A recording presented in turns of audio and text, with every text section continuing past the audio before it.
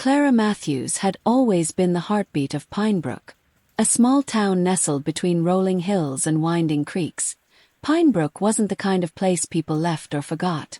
It was the kind of place where doors were left unlocked, where everyone knew your dog's name, and where Clara, a 34-year-old nurse practitioner at Pinebrooke Community Clinic, was more than a healthcare worker.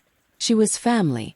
Every morning, Clara greeted the world with a to-go cup of coffee from Marcy's diner and a smile that seemed too big for her face. She remembered birthdays, brought groceries to homebound seniors, and volunteered twice a month at the community shelter. So when Clara didn't show up for her Saturday shift, people noticed. When she didn't answer her phone or return home that night, panic set in.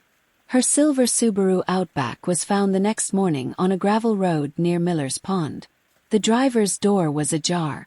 Her phone was in the passenger seat, still playing the last voicemail from her younger brother, Julian. Her purse was gone. The sheriff's department launched a full-scale search. Volunteers combed the woods. Dogs sniffed through wetlands. Drones hovered above tree canopies. The pond was dredged. Nothing. 4 days the town waited. For a miracle. For a clue. For something to make it all make sense.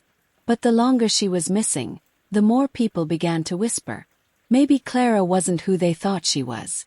Detective Serena Lang had transferred to Pinebrooke just 8 months before Clara disappeared. A former city homicide investigator with a blunt tongue and restless mind, she didn't buy the random stranger theory. This wasn't a carjacking. Or a drifter. Someone knew her, she told the sheriff, her voice firm. She requested Clara's personal records, combed through her emails, reviewed her last known appointments at the clinic. Clara's last patient Friday evening had been a teenager named Sam Delgado, a quiet boy with a bruised arm and anxious eyes. Lang flagged the visit but moved on. It was what she found in Clara's laptop that opened a new door. Clara had been keeping notes. Not patient notes, not journals, but a timeline. Interactions. Memos from the clinic. Records of prescriptions being written under her login that she didn't authorize. Notes on children she suspected were victims of abuse. Employees she believed were complicit. Clara had been investigating something. Pinebrooke Community Clinic was known for doing a lot with a little. Funded mostly by state grants and donations, it served the working poor, undocumented families, and anyone who fell between the cracks. Clara had started there 5 years ago. She quickly became indispensable. But behind the warm facade, something darker had taken root. Lang discovered that controlled substances had gone missing from the dispensary. Fentanyl, oxycodone. But reports were altered or missing entirely. She brought in Lydia Barnes, the clinic's office manager, for questioning. Lydia was loyal, visibly nervous, and clearly hiding something. Clara said she thought someone was stealing meds. Did she ever mention that to you?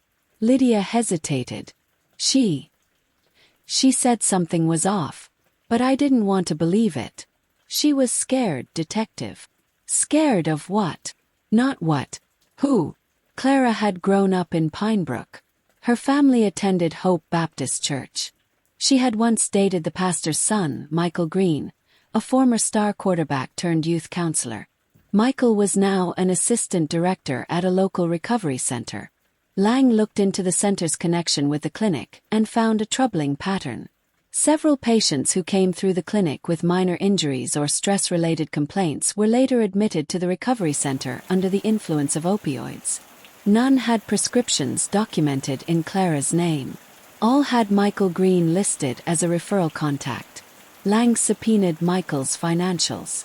There were regular deposits, in cash, that didn't line up with his salary.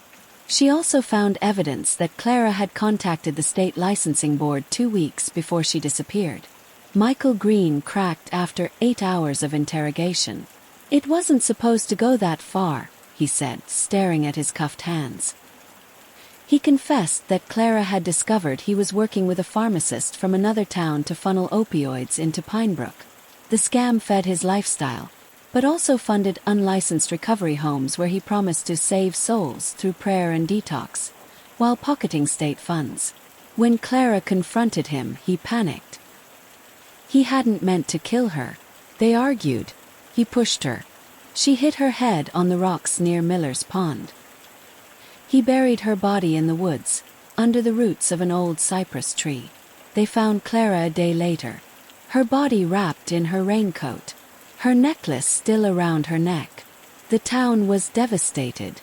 The grief was raw, but so was the anger, not just at Michael Greene but at the system. The town had ignored Clara's warnings, her quiet investigation, her cries for accountability. The state launched a full review of the clinic and the recovery center. Licenses were revoked, grants were pulled, arrests were made. But Pinebrooke would never be the same. A mural of Clara now covers the wall of the clinic, which was renamed in her honor. Beneath it, the words she wrote in her notes. Silence protects no one. Even in the dark, truth matters.